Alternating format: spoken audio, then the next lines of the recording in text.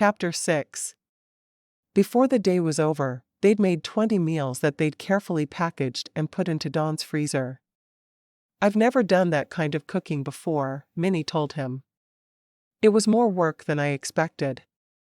"Yeah, that's why I do it all during the summers," Don said. "I don't want to have to spend my weekends during the school year working on stuff like that when there are papers to grade. I'm really impressed that you do so much work to save money." He shrugged. "I don't like being in debt at all. In another couple of years, I'll have my house paid off." "Wow." She shook her head. "I haven't even thought about buying one yet." He took her hand and led her into the living room, and she noticed that Roxy had disappeared somewhere. "Thank you so much for all your help today. How do chicken and dumplings sound for supper?" "They sound good.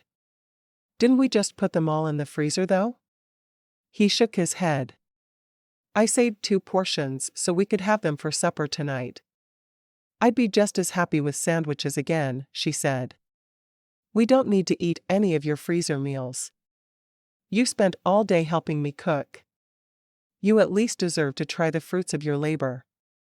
I'd rather know that you have 2 more meals for the school year." She hid a yawn behind her hand. They'd started cooking at noon, and it was 8.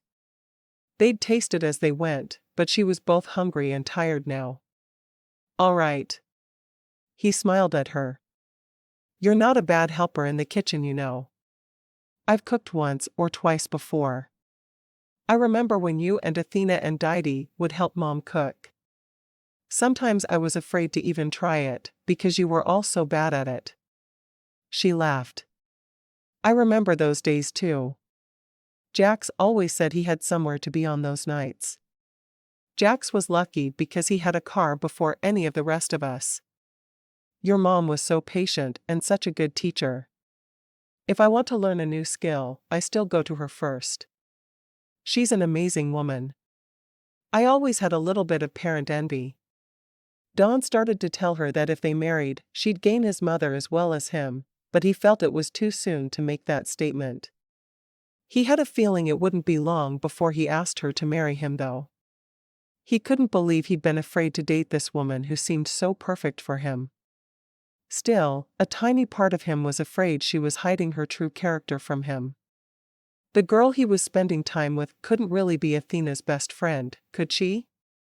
"She's a pretty awesome mom," he said finally. "But you've been like family our whole lives. I really expected to feel a lot more brotherly toward you than I do." "I'm glad you don't," Minnie said, sliding closer to him on the couch. "So am I," he said. One hand went to her cheek and he traced her lips with his thumb. "I'm so glad I don't feel like you're my sister."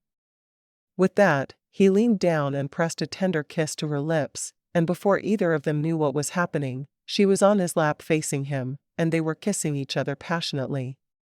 Finally, she pulled away, panting a little. "I don't think this is what we meant to happen there," she said softly. He groaned. "I want to drag you off to my bedroom, but the better answer is to drag you off to my kitchen, feed you, and send you to bed. I have practice at 6, and you have work tomorrow too." "Yeah, that's the right thing to do." "Ugh. I don't really want to stop." "Neither do I. And that's why we have to." He set her beside him on the couch and stood up. "What kind of sandwich do you want?" She followed him and made her own sandwich.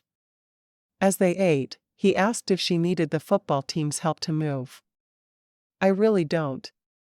I have a single bed, a dresser, and a refrigerator with a microwave attached.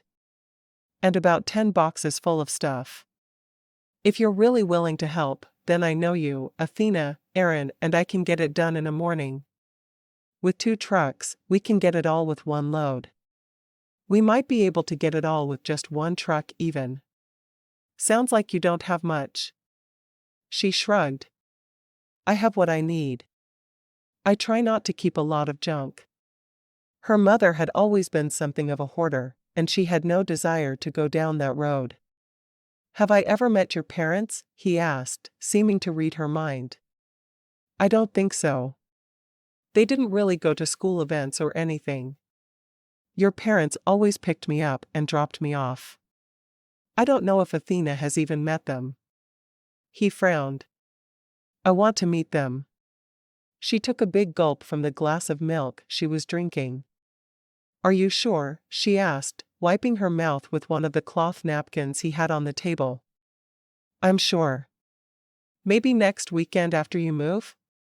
I'll call my mom and set it up. She didn't want to take him to her parents' house, but she knew that he needed to meet them if they were going to get serious, and it seemed to her they were already getting serious. I'd like that. After church Sunday? Or after moving Saturday? She asked. Mom doesn't usually work on the weekends, so either one would be fine. What about your dad? He probably won't be home, or he'll be sleeping. He works the graveyard at the old factory now. Oh, I thought you said he worked for different ranchers around town. He did when I was growing up.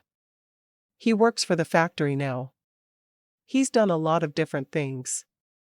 Mostly because he'd never been able to hold down a job, but she didn't tell him that. She still felt with everything inside her that her parents had ruined their lives by marrying because of her. All right. Let's do it Saturday. I'd like another big cooking day on Sunday. Sounds good. Do you want me to help again? She was more than willing, if he still wanted her around after seeing where she'd grown up and meeting her mother. I'd like that a lot. You wouldn't believe how much smoother it went with the both of us working together. I enjoyed working with you that way. It was fun. I appreciate it more than you'll ever know. He took her hand and kissed her fingertips. You're a pretty amazing woman, despite being friends with Athena. She laughed. You're a pretty special guy. I think I'll keep you. You can't. Because I'm keeping you. As she got ready for bed that evening, she realized her entire world could have imploded after what Angela had told her, but instead, she was picking up the pieces and moving to a place that would be better for her. And she was in love. What more could she ask for in life? Asterisk. Minnie was working with a group of girls the next morning when she saw Don walking across the Callender's property. He was giving the girls a wide berth, and she giggled when she saw one of them stick out her chest and flirt with him. The girl's chest was about the size of two tiny little acorns, and she probably thought she was sexy. Don stopped at Minnie's table and smiled. How are you doing this morning, Minnie? I'm good. You? Fabulous. And then, to the delight of every girl at her table, he leaned down and kissed her. As he walked away, one of the girls asked, Is he your boyfriend, Miss Minnie? He has a really nice butt. Minnie smiled, watching him walk away. He does, and yes, I think he is. Well, was all the girl said. Don heard the question as he walked, and he wanted to put his hands over his backside so the little girls couldn't ogle him, but he couldn't be so obvious about it. Why were girls so forward anyway? When he got to Bob's office, he breathed a sigh of relief. A little girl just told me I could kiss her anytime I wanted, and another commented on what a nice butt I have. Do you not teach these children any manners? Don asked as he flopped down into the chair across from Bob's desk. It's their parents' job to teach them manners. We just teach them skills all summer long. Bob put down the paper he'd been studying. You make a decision? Don nodded. I have. I'm going to do it. I was hoping that was your answer. Having you on board means that we can put the football camp as part of our brochures for next year. I like the idea. And thanks for letting Minnie stay in one of the cabins for a while. She's really got a horrible roommate. Bob frowned. I didn't know she was staying in one, but it's fine. Are you two seeing each other? He asked, eyes wide. You've been complaining about her the entire time we've been friends. I know. But she's not nearly as bad as I thought she was. I figured she was just like Athena, expecting everyone to eat healthy all the time, and lecturing them when they didn't. Instead, she's pretty amazing. Oh, yeah. We love having her come and help the girls every year. She came here from the time she was old enough, and as soon as she was too old to come as a camper, Mom hired her on to teach. She's been a staple on this ranch for more than 20 years. I had no idea she'd been coming for that long. That's amazing. Dawn looked out the window behind Bob, and he could just make out Minnie as she sat there at the table with the girls, patiently showing them something with a flower. She's a little odd, but too special for me to complain about. The more you know her, the more you'll like her. Are there wedding bells in your future? Bob asked. Maybe. I'm not sure yet. I meet her parents next weekend. Bob raised an eyebrow. You've never met them? They're different. I guess you have? I have. My parents can't stand them. Your parents love everyone. Not Minnie's parents. They're not, well, they're not pleasant people. I've seen her dad yell at her more times than I can count, and her mother is just, well, indifferent to her. Not great people for sure. Dawn frowned. No wonder she practically worships my parents. I knew she didn't want to take me to meet them, but she agreed. She probably knows you need to meet them to understand her. And you do. Just don't expect your parents. Or my parents. Hers are very different. I'll keep that in mind. As Don walked back to his car, he couldn't stop thinking about what Bob had said. Her parents couldn't be as bad as he had pictured in his head now, could they? As he drove back to town, he thought about how hard it would be to be introduced to parents who were as bad as Bob had said, and he hoped he had the wrong image of them in his head. He really hoped so. Asterisk. After work on Monday, Minnie called her mother to ask if she and Dawn could come by on Saturday. Hello? Hi, Mom. It's about time you called. You move away, and you suddenly think you don't have to talk to your mother anymore. I'm the one who took care of you when you were sick, you know. I know, Mom. I'll try to call more often. Minnie called her mother every other week, and her mother never called her. She didn't know why her mother couldn't reach out to her every once in a while. See that you do. Are you working on Saturday this weekend? Why? You're not expecting me to cook for you, are you? Her mother sounded wary. Of course not. I was thinking I could come out and cook supper for you. I'll bring everything I need, Minnie said quickly, knowing her mother would ask. And I'm going to bring Don Weston. We're dating, and he wants to meet you and Dad. You're dating one of those Westons? You always thought they were so much better than your dad and me. Minnie sighed. That's not true, Mom. I just liked to play at their house, because Athena was there, and she's my best friend. Well, you made it sound like you wanted to be in their family and not ours. I didn't mean to make it sound that way, Mom. Minnie waited for her mother to say something, but she didn't. Is it all right if I come out and make supper and bring Dawn to meet you? I guess that's all right. What time? I'm moving on to the Calendar Ranch on Saturday morning, so probably around noon or so we'll come out there, and I'll make a nice meal. Minnie knew her mother wouldn't want her to come out unless she was doing something for them. It was sad sometimes. Moving to the Calendar Ranch? You always liked the Calendars more than you liked us, too. Mom, I love you. You're my mother. Minnie wished she knew what to say, but she'd never really known what to say to her mother. They'd never gotten along, and that hadn't changed when she'd moved out of the house. Yes, you can bring him. But make some dessert too. You know how I love sweets. Yes, Mom. As Minnie ended the call, she wondered why talking to her mother was always such a chore. With the Westons and Calendars both, it was easy to talk and feel like she was valued. With her mother, well, she felt like a nothing. After the call, she went out to make herself some supper, and she made just enough for her as usual. As she was carrying it into her room to eat it, she heard Angela say, "If you weren't so selfish, I wouldn't be making you move out." Minnie just closed the door softly, instead of slamming it as she wanted. What was the point of slamming? Angela hated her and always would. It didn't matter, though. She was truly moving to a better place. Asterisk. Dawn, Aaron, and Athena were all at Minnie's house at 7 on Saturday to help with the move. Angela was still sleeping, because she'd been up binge-watching something on TV all night. As she opened the door, Minnie said softly, "Angela is still sleeping. We need to be quiet." "Why would I be quiet?" Athena asked loudly. Minnie frowned at her.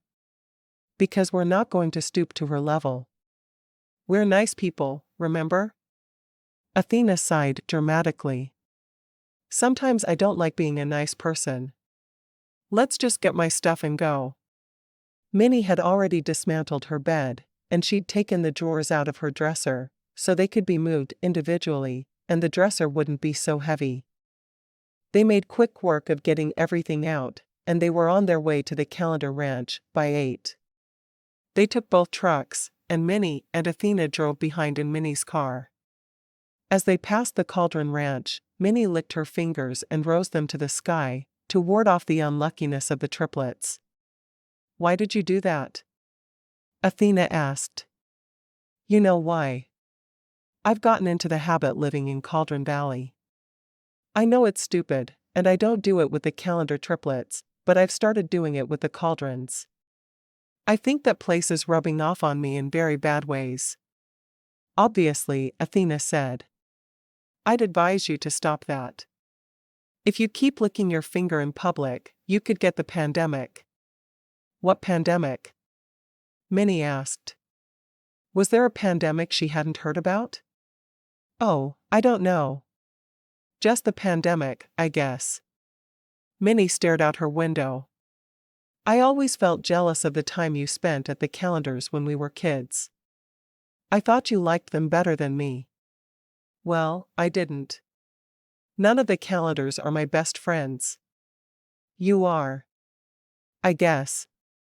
Athena sighed dramatically. "I remember asking you one summer to come to my house every day and not go to the ranch, and you said that you learned too much there, and you couldn't ignore such a wonderful opportunity. I think we were 7. You were weird even then." "We both were," Minnie said. "We were weird little girls, and now we're weird women." "Oh, well. At least we're still best friends." "Always and forever," Athena said. Minnie turned onto the ranch and drove back toward the cabin she'd been allotted. "This is it." Athena looked at it with a frown. "It's not very big." "I don't need big for just me." "I guess not." It took them an hour to get everything unloaded and the refrigerator plugged in and running. "I'll grocery shop tonight, and I'll be ready to go." Minnie turned to Athena and Aaron. "Thank you so much for helping me. It means so much." "Not as much as you mean to me," Athena said, hugging her. After Athena and Aaron had gone, Minnie looked at Dawn. "We need to stop for some groceries on the way to my mom's." "Why?" he asked. "I'd rather not get into it. You'll understand soon enough." With that, Minnie went out to his truck, ready to go.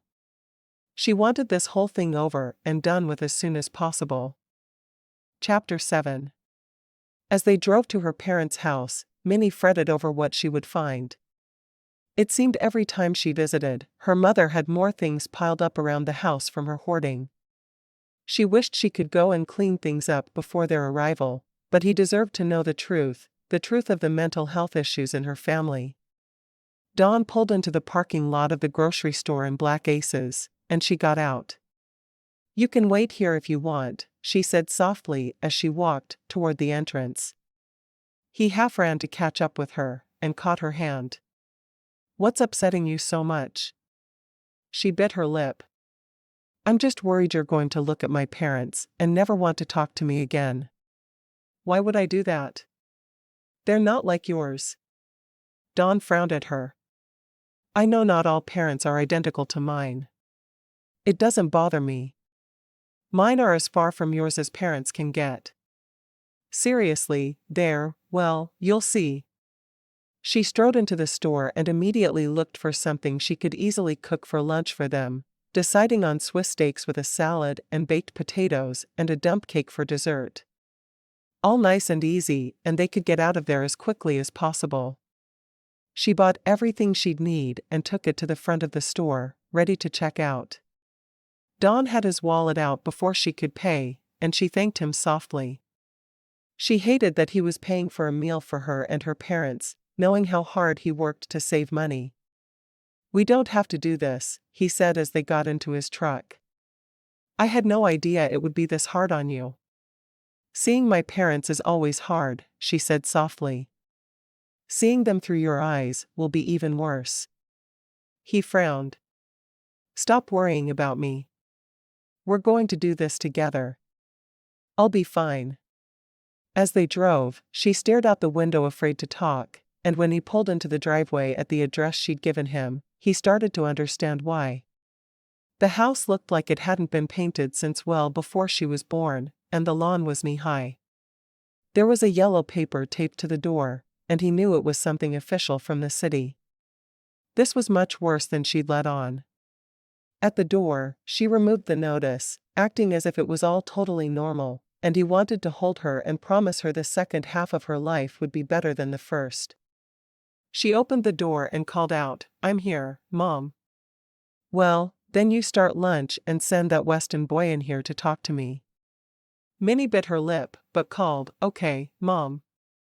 She pointed down the hall, which was lined with boxes on both sides. Mom is around the corner. Just follow the box line. He nodded, watching her as she walked into the kitchen. She immediately started cleaning, and he knew she would make sure the meal she made was safe. The kitchen, he wanted to gag just looking at it. No wonder she'd wanted to spend all of her time growing up at his house or the calendars. It made sense now. While she cleaned, he picked his way through to the living room and found her mother sitting in a recliner with some sort of reality show on the television in front of her. Every other surface was covered with clutter, and he decided it would be best to stand.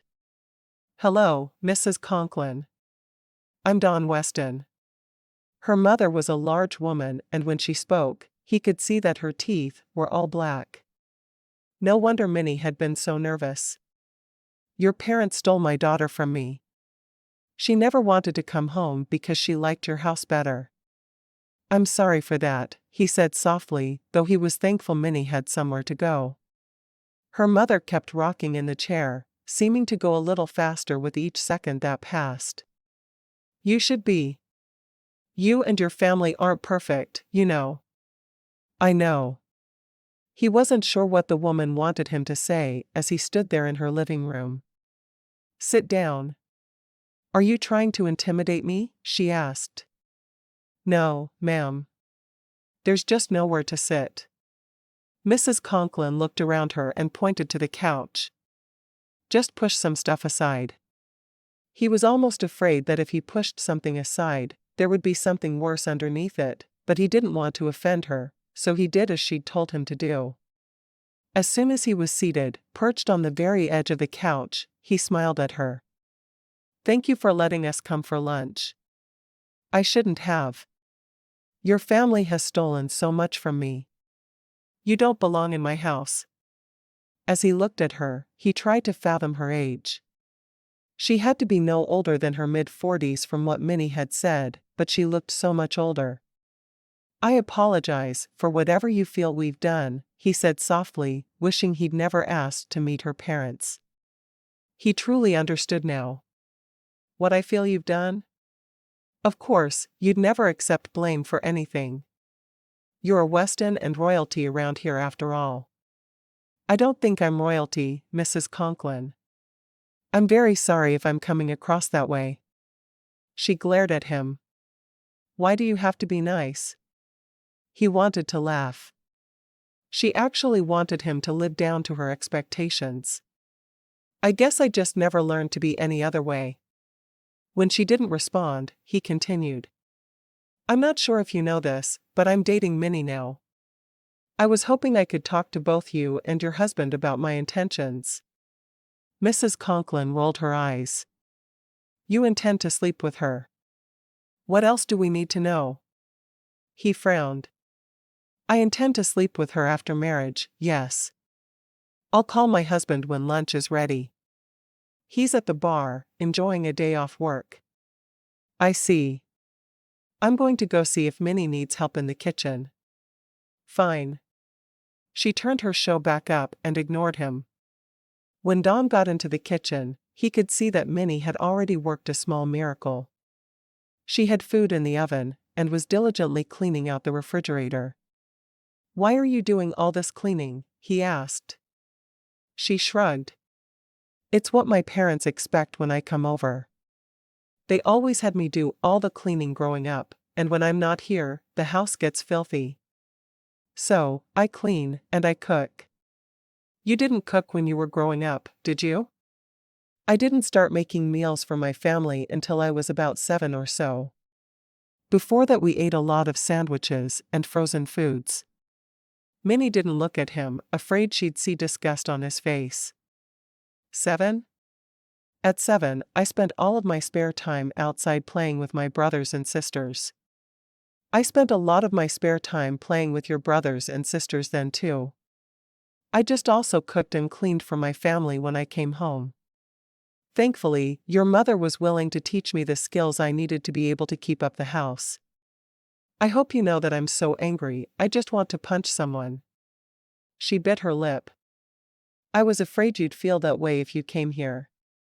If you want to go, I'll have my father drive me to the ranch when I've finished cooking and cleaning. You think I'm mad at you? Dawn asked, surprised. Sure. I'm the one who brought you here. Minnie washed out the inside of the refrigerator, trying to remove some mold that seemed to be stuck to the side.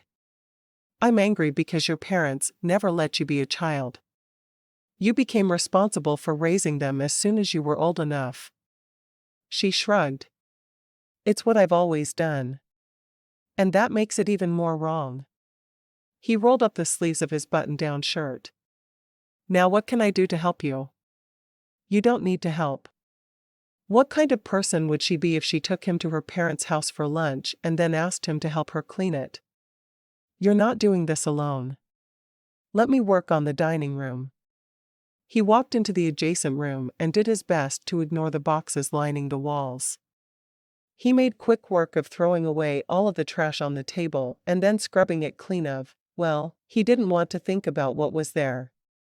By the time the food was ready, so were the kitchen and dining room. Minnie called out, Mom, lunch is ready. And then she slipped the cake for dessert into the oven. Her mother walked into the kitchen then and nodded. You did a decent job in here. Thanks, Mom. I'll call your father. Minnie wished she wouldn't, but she didn't say it.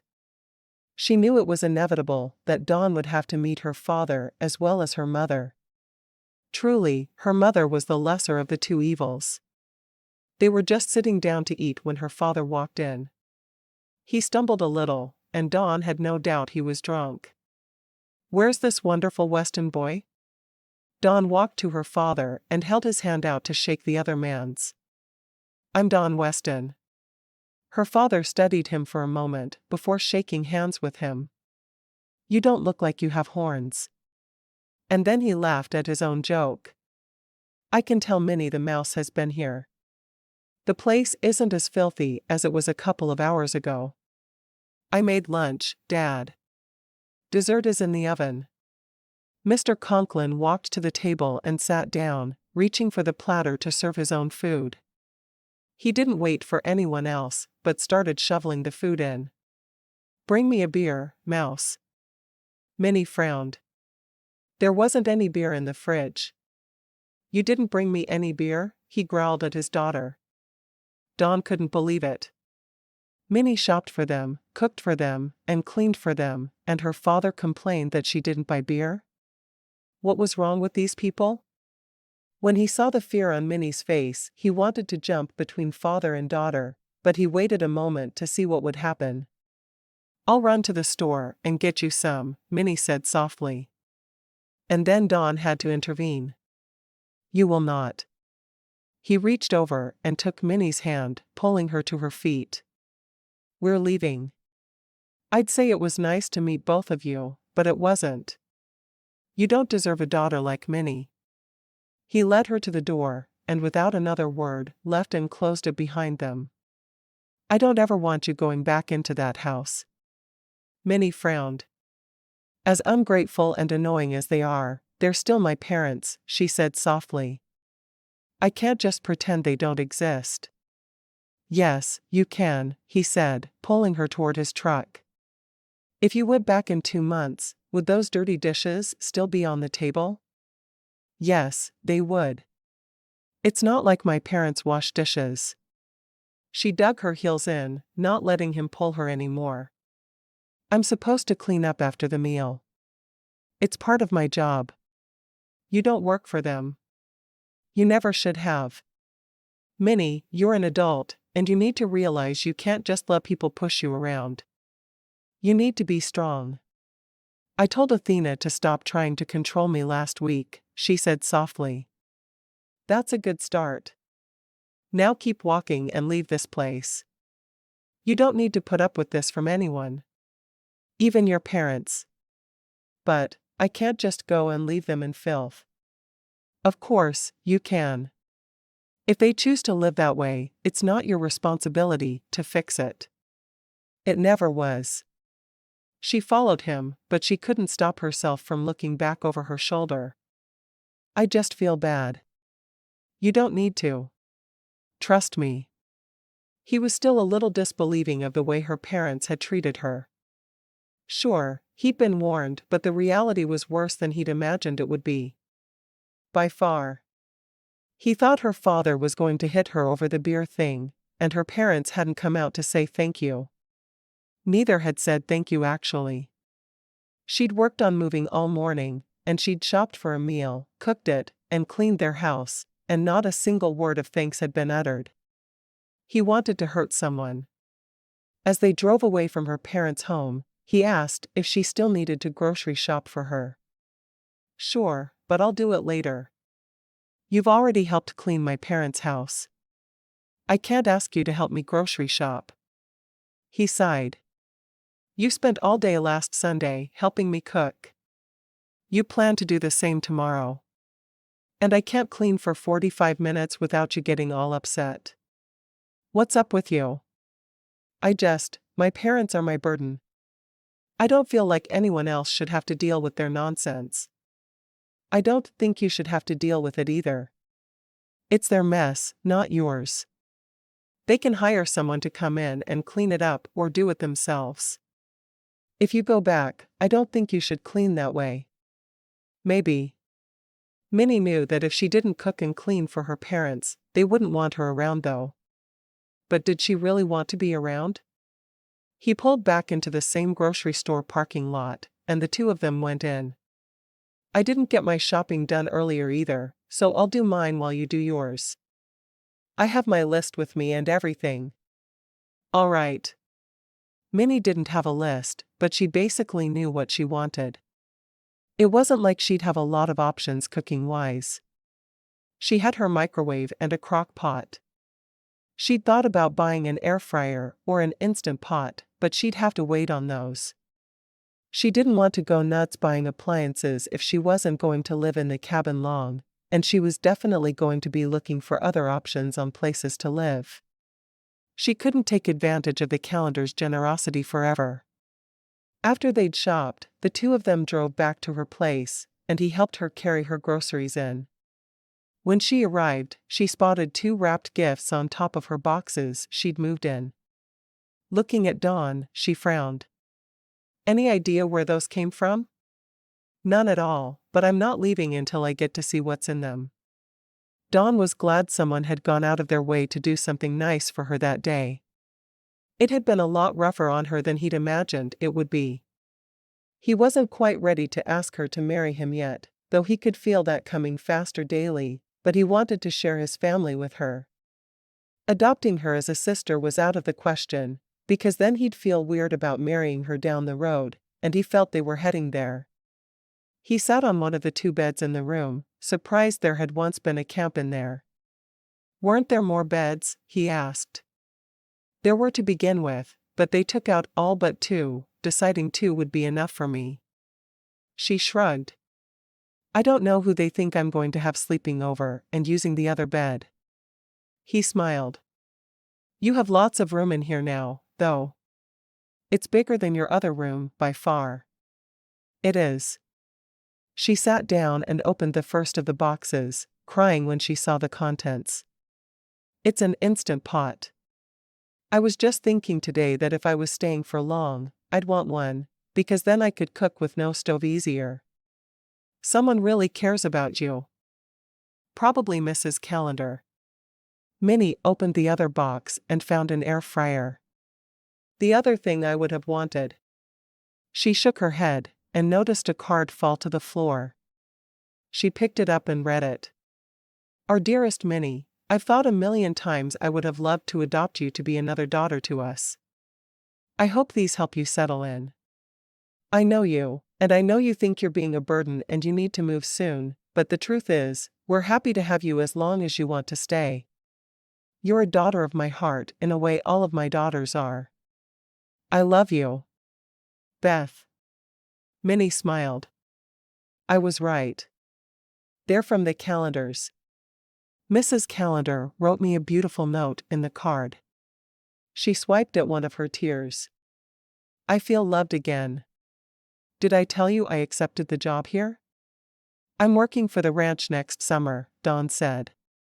"Then you'll be part of the family too." Minnie took a deep breath. "I'm sorry about my parents. I know they are not Ward and June Cleaver by a long shot. I wouldn't have put you through that, but I felt you had a right to know if we were getting serious what I come from. I have mental illness coming from my mother, in case you hadn't noticed.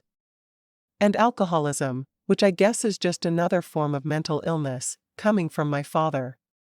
My life hasn't been pretty." "No, it hasn't."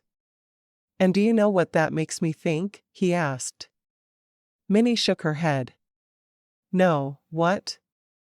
"It makes me want to make the rest of your life so much better than the beginning." Dawn leaned down and pressed his lips to hers, tasting the salt of her tears. "Starting tomorrow. You still cooking with me?" Minnie nodded. "I'd love to. I have the rest of the day to get unpacked, and that's totally doable. I'll see you at church then." Chapter 8. Minnie felt a little uncomfortable with Dawn the next day, wondering if he was thinking about how her parents had been. It took her a couple of hours to realize he wasn't judging her for what she came from, and was instead understanding who she was. They had a day making Italian recipes, and after she was able to get her parents off her mind, they worked together as easily as they had the weekend before. They finished late and went to Subway for sandwiches, and she noticed on the door that all employees would be wearing the silly masks. She really wished she understood why the entire world was acting like everyone else had an infectious disease, but she thought it was probably all beyond her. People were just crazy, and that was that. After supper, he drove her to his place to pick up her car. "When does school start?" she asked. She hadn't been able to keep track of the school schedule very well that year. "Couple more weeks," he said. He turned to her in his truck, his arms going around her. "Have I told you yet how happy I am you dared me to take you out on a date?" "No, but that sounds like something I'd like to hear." He lowered his lips to hers, kissing her softly. "I'm very glad you dared me to take you out. I see my future in your eyes. Marriage, children, the whole 9 yards." She jerked in his arms. "I'm all for marriage, but I'm not sure I'm cut out to have kids. Look at what my parents were like. I obviously don't have the right genes for parenthood." He frowned. What were your grandparents like? They refused to ever have anything to do with me, because of the circumstances of my birth, so I truly have no idea. I think there might be something wrong with me. There's nothing wrong with you. She sighed. Would me not being willing to have children be a deal breaker? He frowned at her. You're serious, aren't you? You really don't want kids. I worry having them will turn me into my mother, and trust me, there's no one who wants to be like her mother less than me. Well, maybe if I knew my mother was a murderer, but still. I'm not sure if I could get by without having kids, he said. I mean, I come from a big family, and we always talked about what our kids would be like. My whole life, it's all I've thought about when I thought about my future. I can understand that, but I don't think you want them with me. I wouldn't. With that, she got out of his truck and walked to her car, wondering if he'd ever want to see her again. Having kids was definitely something that would be out of her wheelhouse. Where would her example have been for having children and loving them? As she drove, she wondered if protecting her imaginary unborn children was worth giving up the only man she'd ever loved for, and she honestly couldn't answer the question. She decided to keep seeing him if he wanted to see her, and hopefully, he'd forget all about the idea of children. When she climbed into bed that night, her future felt bleak. She stared up at the ceiling, feeling like she'd been dumped on her head. The high of being in love was incredible, but the lows, were they worth the highs? Asterisk. As Don watched Minnie drive off, he understood where she was coming from with everything inside of him. Her upbringing had been so much more difficult than his, and after meeting her parents, he didn't blame her for not wanting children. But he did. So much. Perhaps he'd spend some time helping her at girls' camp that week, and together they would see just how much they wanted to have children together. That was his theory anyway. Right after football practice, he'd head out to the Calendar Ranch and see if he could help her see what a very good mother she would be. He'd watched her with the girls for a little while the week before, and there was no doubt in his mind that she'd be wonderful with children. It would just be all about convincing her she needed them. When he walked into the house, Roxy twined her way around his feet, as if telling him that she understood why he was upset and what he was going through. He was surprised that the cat seemed to really get him when he was down in ways no one else could. Never mind though. He wouldn't be down for long. He had a plan to make her realize how much she wanted to be a mother, and he would start putting it into motion the next day. He was going to make Minnie realize she was the perfect mother for his children. They'd figure it out. Together. Asterisk. The following morning, Minnie was in the process of helping one of the little girls in her charge learn how to turn a silk flower into a beautiful headpiece. She had worked with this same girl, Sammy, for 3 summers now, and though this was a project she'd usually save for older girls, she knew Sammy had the ability to do it. There you go, Sammy, Minnie encouraged. Now, you just tuck it through and glue it on. Look how pretty it is. Minnie knew that Sammy had parents that weren't far off from her own, so she worked hard to give the girl a great deal of extra encouragement. How's it coming over here? A deep voice asked, and Minnie looked up to see Don standing over her. Well, look who the cat dragged in, she said lightly, very pleased to see him there. If he'd taken the trouble to seek her out when the girls were so flirty with him, then he couldn't be too upset with her for not wanting children. He chuckled. I want to learn how to make a beautiful headpiece for a bride, for my next sister who gets married. Minnie bit her lip, flustered for a moment, but she only had 3 girls in that particular group. She could give him a little of her time.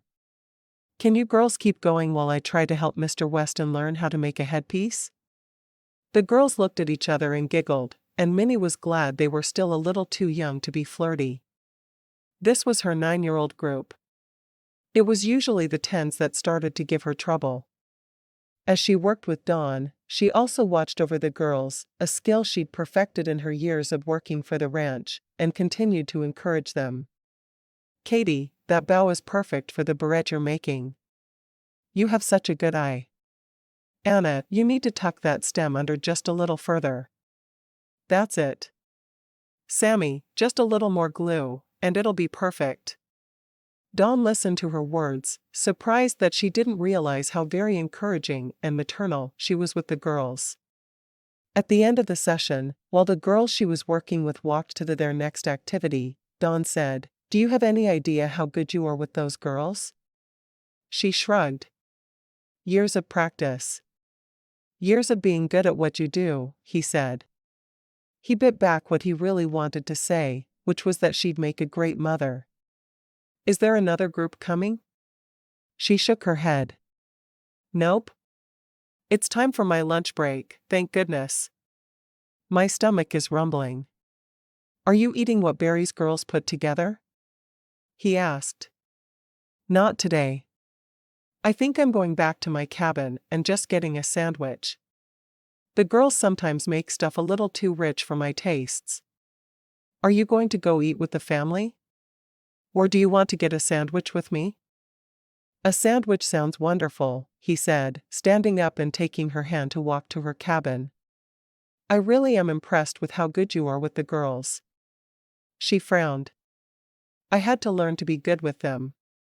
It didn't come naturally." She didn't want him to think because she'd figured out how to talk to prepubescent girls it meant she was cut out to be a mother. "I'm still impressed," he said, wishing he had the right words to convince her. "I like what I do in the summers, but I like what I do the rest of the year as well.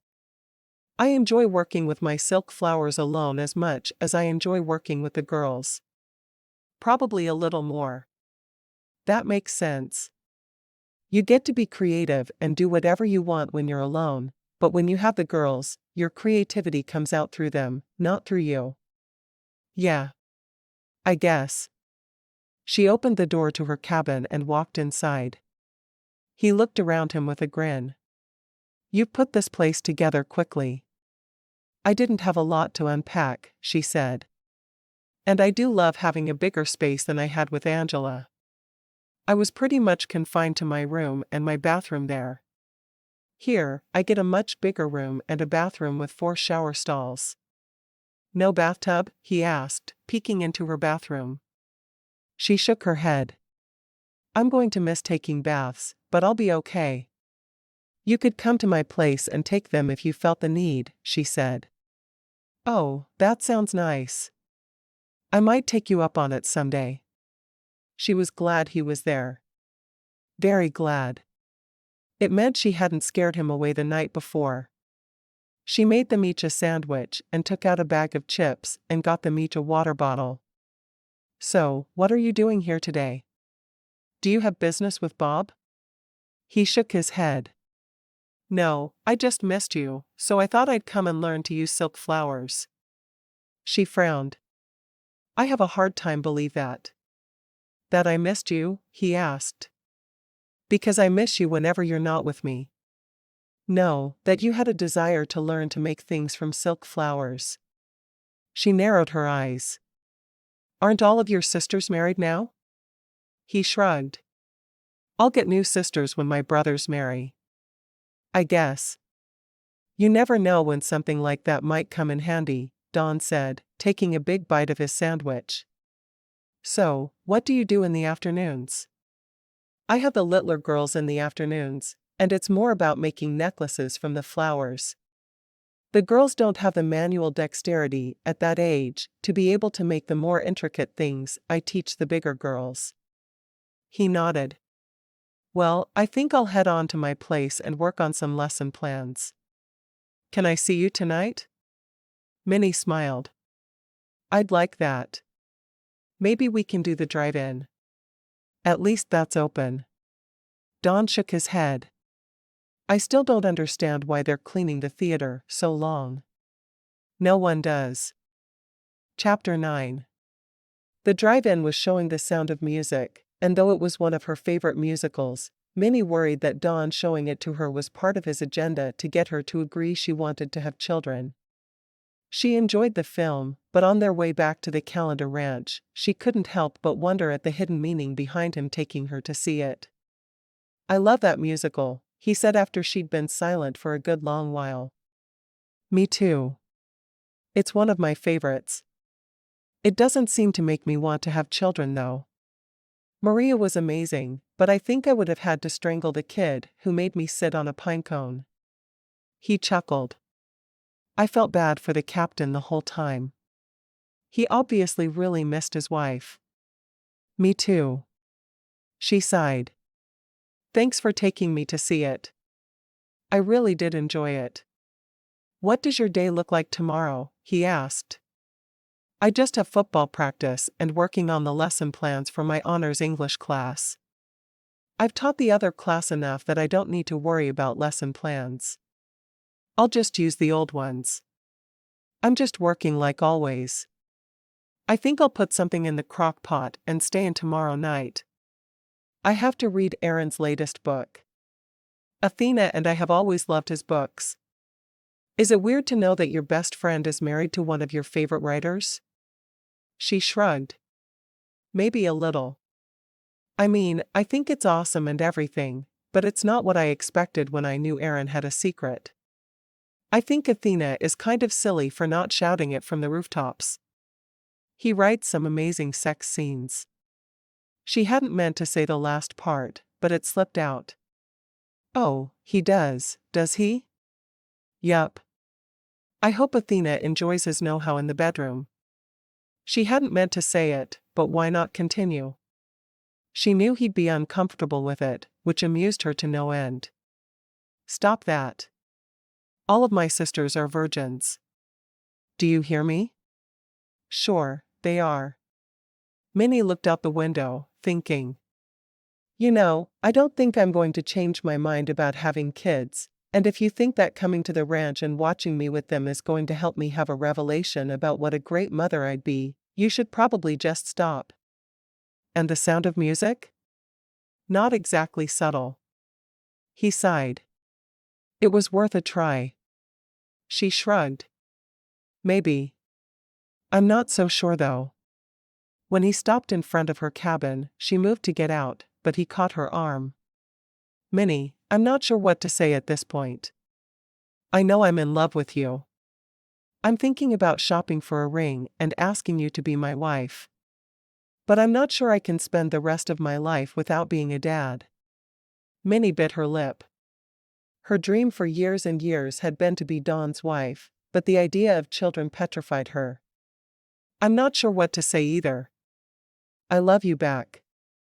I want to spend my life with you, but the idea of knowing you need children when I know I won't be a good mother, well, I'm not sure either of us will ever be able to see eye to eye on that.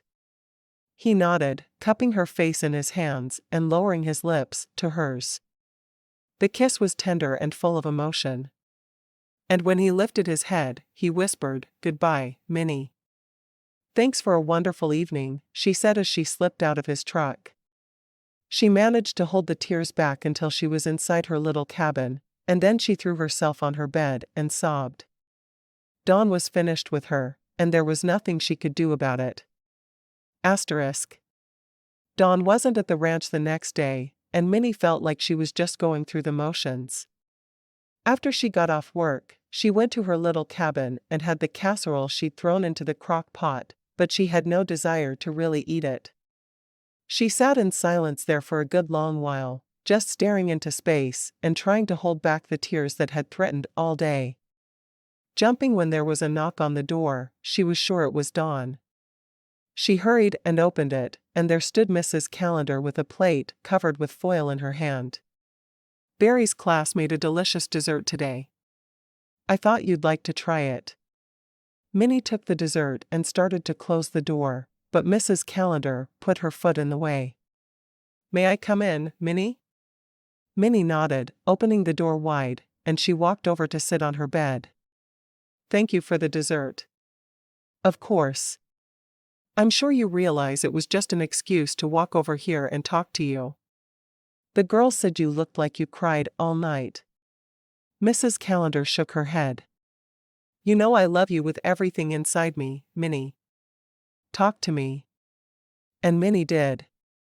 She poured her heart out, explaining how she'd had feelings for Dawn since before she'd known what feelings really were and how they'd been dating for 2 weeks, but now, Now they couldn't agree. I know I'd be a mother like mine was, Mrs. Callender. Minnie had never really talked about her horrible parents except to Dawn, but she knew Mrs. Callender was aware of her upbringing. Honey, you don't have a mean bone in your body. Your mother, well, she used you as slave labor from the time you were old enough. She actually told me when she enrolled you that the only reason she was sending you was so you'd learn the skills you needed to cook and clean for your family. Mrs. Callender shook her head. At first, I thought that meant for when you had children, but it soon became clear that it was so you could cook for her and your father and keep house for them. Minnie nodded, relating the experience she'd had taking Dawn to meet her parents. I was mortified by the state of the house. I tried to warn him, but I don't think he quite got it until he walked in. And was it before or after he met your parents that he told you he wanted to marry you and have children with you? Well, after, but I'm sure he wasn't thinking clearly. My mother clearly has mental health issues. Her hoarding is frightening. It's getting to where you can barely walk down her hallway. But it didn't bother him, did it? No, I guess it didn't. She sighed. But it should have. And then yesterday he came and sat with me while I worked with the girls, and then took me to see Sound of Music. I'm sure he's trying to show me what a good mother I could be, but I know it's not true. I just know it. Mrs. Callender covered Minnie's hand with hers. You're wrong, Minnie. You may have had terrible parents, but I've watched you through the years. I've always been a little worried that growing up in that environment would twist your mind somehow, but it hasn't. You're a lovely, wonderful person, and you would make a fabulous mother. I think you'd be a lot more conscientious about what you said to the children because of your past. Don't be afraid, Minnie. Fear will only hold you back. You need to be courageous. Minnie laughed. I'm so full of fears. I don't have a courageous bone in my body. Courage is not the absence of fear. It's doing what you need to do, despite your fears. You, Minnie, are one of the most courageous women I know. Mrs. Callender got to her feet and walked to the door. Enjoy your dessert. Minnie stared at the door for a while after she left, and then she pulled the foil off the paper plate. Pineapple upside-down cake. Yum. Dawn wanted nothing more than to drive out to see Minnie Tuesday evening, but he knew she needed a little time. Instead, he got into his car and drove out to his mother's house, knowing there would be good food and a listening ear if he decided that's what he wanted. His mother fed him, as expected, and after supper, his father made himself scarce. All right, Mom said. Spit it out. I need to know what's going on in your mind. You're obviously upset about something. Well, I'm sure you've heard through the family grapevine that I've been seeing Minnie Conklin. I have. How's that been going? Don looked at his mother and said, I'm in love with her. I can't believe I've known her my whole life without realizing that she was the woman I'm meant to be with. Mom smiled. I've known for a very long time. She's been in love with you since she was a small child. I know. But do you have any idea what her parents were like? He asked. Mom nodded. I went to see Mrs. Conklin one day while you were all in school. I wanted to ask if Minnie could start riding the bus home with you kids and staying here for a while every night. She already did it a couple of days per week when her mother worked late, but I thought it would be good for her to do it more often. How bad was it? He asked. Bad. She told me that the only reason a sane woman had children was so they would have a cook and a maid, and though Minnie wasn't a great cook yet, her cleaning skills were impeccable. She said she couldn't spare her more than once or twice a week or the house would be too dirty to live in. Dawn leaned forward earnestly. Yes. And she was right. Mom, the house is filled with trash. Minnie stopped to shop on the way, went in and immediately started cleaning and cooking a meal for them. Her mother let me know that she hated our family in no uncertain terms, so I helped Minnie clean the kitchen, And then her dad yelled at her for not buying him beer. He was obviously already drunk. Minnie hid a lot of bruises when she was little that her father gave her. I called CPS once, hoping we could get custody of her, but she denied it all, telling them she was just clumsy. I'm sure she thought she'd end up somewhere worse. Mom ran her hand over her face. I know there are worse places, but off the top of my head, I can't think of any. Dawn frowned. No wonder she's convinced she'd be a terrible mother and she shouldn't have kids. Kids have been brought up? You two are moving quickly. I want to marry her, Mom. And she loves me and wants to marry me. But she says she'll never marry a man who wants kids. And I can't get the idea of children out of my head. Mom took a deep breath. I can't blame her, but I don't think that's how she really feels. Give her a little time, son. Minnie would make a wonderful mother, and she just needs to see that for herself. Dawn nodded. I'll do my best. Chapter 10. Dawn waited until he couldn't wait another moment to go see Minnie, which ended up only being until Friday night. He arrived at her door with a bouquet of silk flowers and her favorite sandwich from Subway. When he knocked on her door, it took her a minute to answer, and for a moment, he thought she might be out with someone else. When she came to the door, she had a towel on her head, and she was wearing a pair of pajamas. I couldn't stay away another minute, he said softly, holding the flowers out to her. Silk? She asked. He nodded emphatically. And I brought you your favorite sandwich. He held the bag containing her sandwich out to her. Can we talk? Yes, of course. She held the door open wide and he came in, the two of them sitting on the edge of her bed together. I really need to get a love seat or something in here. It's hard to entertain when there are only beds to sit on. I hope you don't live here long enough to need to get yourself a love seat. Minnie, being away from you all week, and knowing that we weren't on the same page with things has been eating me up inside. Me too. I know that we need to find a way to agree, but, despite a very encouraging talk with Mrs. Callender, I'm just not sure I can ever feel comfortable with the idea of having children. Maybe you can, and maybe you can't, he said with a shrug. Bottom line for me is that having you in my life is more important than the imaginary children I see us having together. I need you in my life, not children. She looked at him. I don't want you giving up your dreams. I guess I'm saying my dreams can be put on hold until you decide you want children, because I do think they're in your future. You will make a wonderful mother. She frowned. I'm willing to consider the possibility a little down the line. Is that enough of a compromise? Yes, it's a perfect compromise. Dawn put his sandwich beside him and dug into his pocket, looking for something. He held out a small jeweler's box. Minnie, I know we haven't dated long, but I know all I need to know about you. Will you be my wife?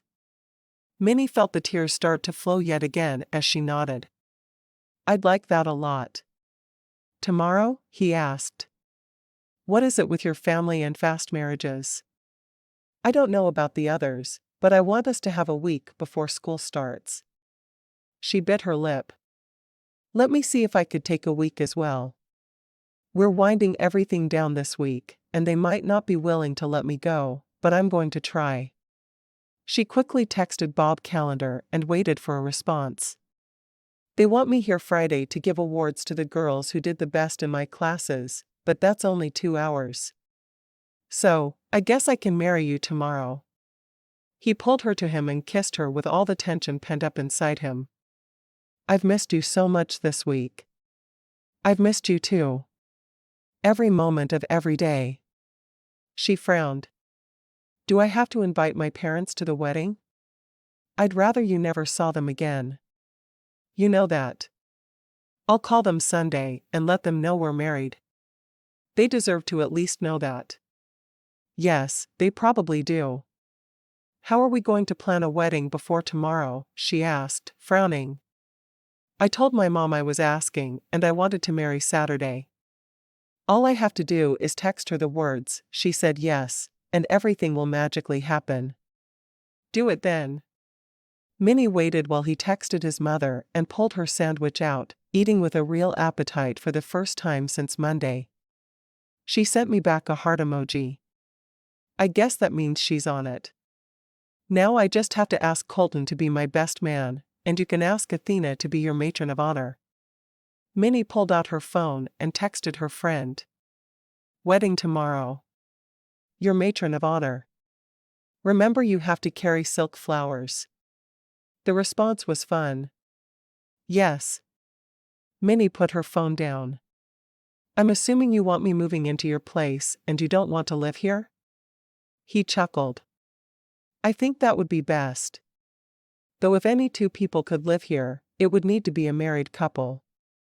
Is Roxy going to be okay with me moving in? Roxy likes you more than she likes me. Roxy has good taste, Minnie said with a smile. Do I even have to tell you how happy you've made me? He shook his head. I can see it in your eyes. I can't wait until you're an official Weston. I can't either. It's my every dream come true. Asterisk. Don couldn't stop watching Minnie at the small reception the next day. Even as he was standing talking to Colton, who had red icing on his chin, he had to watch his bride, who was standing talking to Athena. He didn't know where she'd gotten her dress from, but she was the most beautiful bride he'd ever seen, even with her glasses on. She'd whispered that she tried to put her contacts in, but the smoke from the fires was not going to let them stay in. As the reception wound down, and the two of them walked out to his truck, which had been decorated with everything from tin cans to shoe polish, he put his arm around her. I cannot wait to get you home, dear wife. I can't wait to get there. I'd say feed me, but that can wait until after. I won't promise my stomach won't growl in the middle of things though. He chuckled. I don't care if your stomach growls. We'll eat after. Sounds good to me. When they got to his house, he carried her inside and kicked the door shut, carrying her straight into his bedroom and dropping her on the bed. This was a part of his house she'd never seen before, and she looked around her as he stood at the foot of the bed, stripping. Are you in a hurry or something? She asked innocently. He growled and stripped faster, getting down on his hands and knees over her on the bed. Maybe you could be stripping too. I would never strip for a man. What kind of girl do you think I am? He chuckled, settling onto the bed beside her and kissing her passionately. I cannot tell you how happy I am that you're my wife. And I'm just as happy to be here with you. I love you with everything inside me, Adonis Weston. You can forget you even know that name. She giggled. But you're my Adonis. Much later, they were lying together, and her stomach let out a loud roar of protest. I guess it's time to finally feed you, huh? He asked. Minnie nodded. I guess so. Get dressed, and I'll take you to the steak place. We'll start being frugal tomorrow. I didn't marry you so you'd spend money on me, she said softly. I know you didn't. That's why I want to spend money on you. As they ate their supper, they clung to each other's hands, both of them happy to be married. It felt like just a short while and forever at the same time since they'd sat there with his sister and Aaron. I can't tell you how happy I am to have you beside me, he said softly. Even if I never have the courage to agree to have children? She asked. Even then. My life is complete because you're by my side. She sniffled but smiled. I love you so much. I love you too, Mrs. Weston. The words were music to her ears. She'd not only gained the man she'd always loved, but she'd gained an entire family with the Westons. A family who knew how to love. Epilogue. Thanks for having me over for dinner, Minnie. I expected you to be all plant-based, like Athena, but this lasagna was delicious. Dawn's new wife winked at Colton. The secret is bacon, of course. Colt had to chuckle as he knocked his fist into his best friend's shoulder. "You're one lucky man." Looking all moon-eyed at his wife, Dawn nodded. "I really am." Minnie laughed and shooed them out to the back porch. "Go watch the sunset. I'll deal with the dishes and then come join you." When they protested that they'd stay and help, she just shook her head. "This is my first dinner party, and I want you two to enjoy yourselves. Go catch up, it won't take me long." Although Colt insisted he didn't count as a dinner party guest, he'd known Dawn since high school. After all, he still let the woman push him out the door. Shaking his head, he smiled at his best friend. "You married a firecracker, Dawn. She's not as much like Athena as I was afraid she'd be." "Yeah, me too. My sister is apparently a bit overwhelming, even to Minnie. Remember when I used to have a crush on Didi?" Colt chuckled as he joined his friend at the rail to watch the gorgeous colors paint the sky. "I'm glad she's happy now, with that cowboy from Cauldron Ranch." "All your sisters seem happy." "Yeah, and they all married cowboys from the ranch, in one way or the other. How about you? When are you getting married?" Colton's laugh burst out of him. "Are you kidding? I don't need a wife, I need money. Besides, I've got Susan." "Yeah, Colt, but Susan's a dog." "She doesn't steal the covers," Colton retorted with a smile. His best friend eyed his big frame. "Pretty sure no wife could steal your covers either. You're big enough to wrestle a bull." Chuckling, Colt watched the sunset. "Kemp, my foster brother, used to say that too. Where do you think I got it? But seriously, a wife could. Look, it'd be nice, okay? But right now, I have to focus on the ranch." Honestly, dreaming about his ranch, and the wife and kids who might someday live there with him, was what had gotten him through those years deployed in Afghanistan. Dawn hummed, apparently willing to change the subject. "So, money? For the ranch?" "Yeah." Colt sighed. "I own it outright, and it's no longer falling down around my ears, but I'm basically in a holding pattern now. I need money to buy a herd, and I need a herd to make any money." Dawn shrugged. "So, get a job. Earn the money, buy the herd, make your ranch a success. It'll take a few extra years, but that's not too bad." It was something Colt had been considering. "I'm not sure who'd hire me." "You need an assistant football coach?" He nudged his friend's shoulder. "Ow." Dawn pretended to be hurt and rubbed at his shoulder, while stepping farther down the rail. "You'd probably crush the poor kids you coach. But seriously, no. I've got an assistant, and that job pays peanuts anyhow. What you need is a job on a ranch. Maybe a year, maybe half a year if you save it all. Don't spend a lot, I can give you tips on how to eat frugally, and you could have enough to buy a herd pretty soon." Colton snorted, even as his mind churned. "You have no idea how much cows cost, do you? Look, do you want a job?" Surprised, Colt turned to his friend. "You can give me a ranch job? My sister Artie is married to one of the Cauldrons, the ones who run the Cauldron Ranch." Dawn smirked. "Aria is married to one of the ranch hands. Athena is married to one of the hands who left, he's got a new job." He shook his head and moved on really quickly, which made Colt suspect there was more to that story. "And Didi is married to a guy who just recently quit the ranch. Is that all?" Dawn's lips moved as he went through all of his sisters again. "I think so, yeah. My point is, I have ends at the Cauldron Ranch. If you want a job there, especially with Aaron and Rhodey recently quitting, I'm pretty sure I could get you an interview, at least." "Do cowboys have to interview?" Colt mused. His friend blew out an exasperated breath. "Look, do you want me to call Wyatt Cauldron, or not?" Chuckling, Colt nodded. "I would, yeah. And thanks." As the sun sank in the west and the conversation turned to this year's football prospects, a part of Colt's attention was still on the idea of a job at the Cauldron Ranch. He could do it. He could make enough working there to start building his herd, and his ranch would eventually be self-sustaining. Then he could really start thinking about the future.